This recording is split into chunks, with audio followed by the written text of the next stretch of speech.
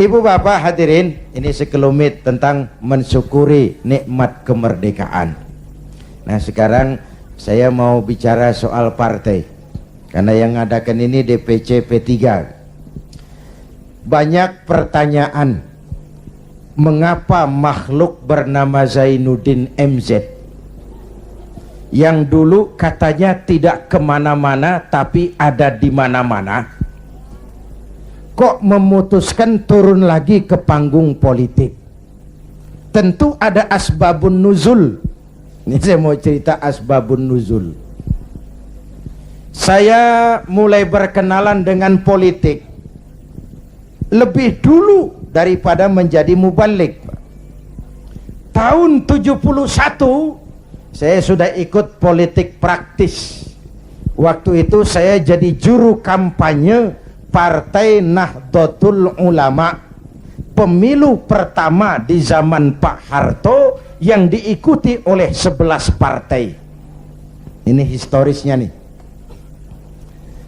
Tahun 74 terjadi fusi 4 partai Islam, NU, Parmusi, PSII, Perti, melebur jadi satu. Terjadi fusi, lahirlah Partai Persatuan Pembangunan. Asasnya Islam, lambangnya Ka'bah, hasil istikharah Hadratus Syekh Kiai Haji Bisri Samsuri, Rais Suriah Nahdlatul Ulama waktu itu, yang adalah kakeknya Kiai Haji Abdurrahman Wahid.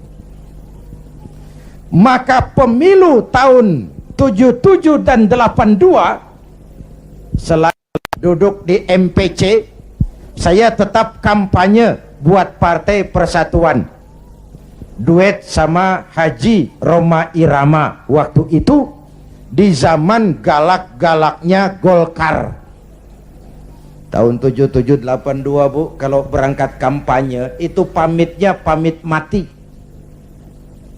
Itu zaman-zaman Amir Mahmud, Amir Murtono, dan amir-amir lain itu.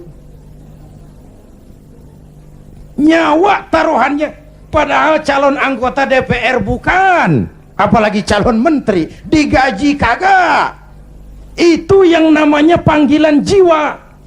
Karena partai ini asasnya Islam, tujuannya amar ma'ruf nahi munkar, untuk kemaslahatan bangsa dan negara. Kenapa? Negara ini kan kayak kapal Bang, kapal laut. Orang naik kapal laut kelasnya nggak sama. Ada yang di dek kelas 1, kelas 2, ada yang kamarnya di bawah. Kalau yang dapat kamar di bawah perlu air, dia kudu ke atas. Lewat tangga, jalan jauh, capek, keringetan, potong kompas. Ngapain gua ke atas jauh-jauh, air dekat banget, cuman dibatasin dinding kapal. Gua bor aja nih kapal nih, ntar air masuk kamar-kamar gue udah bayar pakai duit gue, yang ngebor juga gue, orang lain jangan ikut campur. Kalau didiemin kapal dibor, bocor nggak? Mula-mula sedikit, makin lama makin banyak, makin sulit dikendalikan. Akhirnya kapal miring, tenggelam. Kalau kapal tenggelam, yang mati yang ngebor doang. Seluruh penumpang kapal ikut tenggelam karena satu ngebor. Negara kayak kapal, korupsi, KKN, maksiat, munkarot, kebatilan, kezoliman, ketidakadilan, itu ngebor kapal, bocorin kapal. Di masyarakat juga begitu. Kadang-kadang temen ditegur ngotot, biarin aja, yang mabok gue, yang beli minuman gue mabok di rumah gue, kenapa lu pusing? Yang judi gue pakai duit gue, kenapa lu pusing? Yang zina gue, kenapa lu ribut?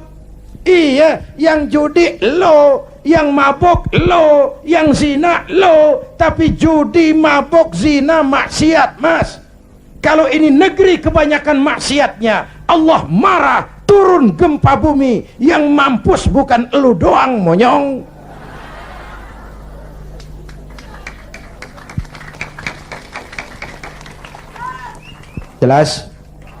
Jelas? Iya, kalau kita makan nangka kena getah sih resiko. nggak makan nangka kena getah sial namanya. Jelas? Jelas? 97. Ini cerita singkat. Mulai terjadi krisis moneter. Rupiah kita anjlok, dolar naik ke langit. Iya Bu? Iya Bu? Dari 2.500 dolar sampai 17.200. Bagaimana nggak kolab? Akibat krisis moneter muncul yang lebih makro, krisis ekonomi. Sampai sekarang kita masih ngerasain.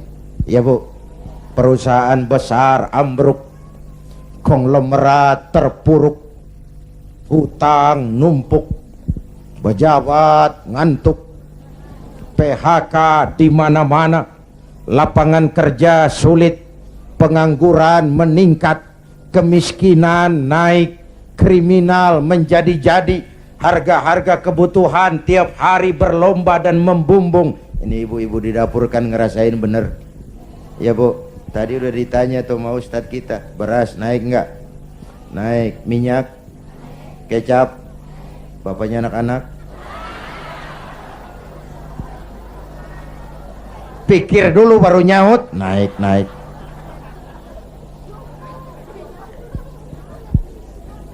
Biaya hidup makin tinggi, beban hidup makin berat. Masya Allah, di Jakarta Bang sekarang kencing aja gope.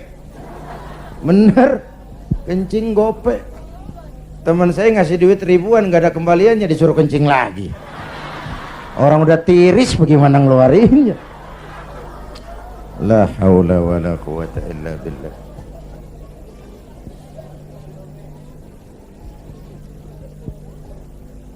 Akibat krisis ekonomi muncul yang lebih mengerikan, krisis kepercayaan.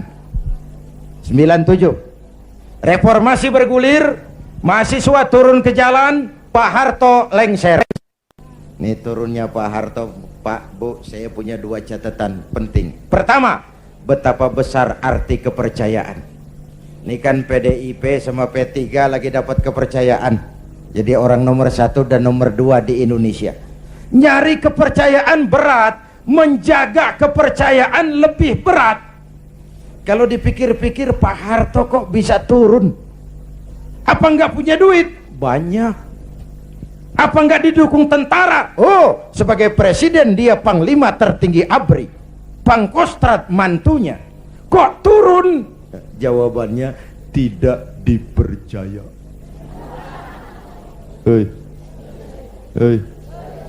Tidak dipercaya. Nih pelajaran nih. Nggak punya duit bisa minjam, nggak punya beras bisa minta, nggak punya turun. Betul?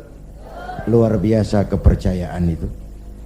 Ibu-ibu dari sore mau duduk besini, nggak minum, nggak makan, kan karena percaya sama saya. Bener? Entah lo nggak percaya, gue bacok tuh.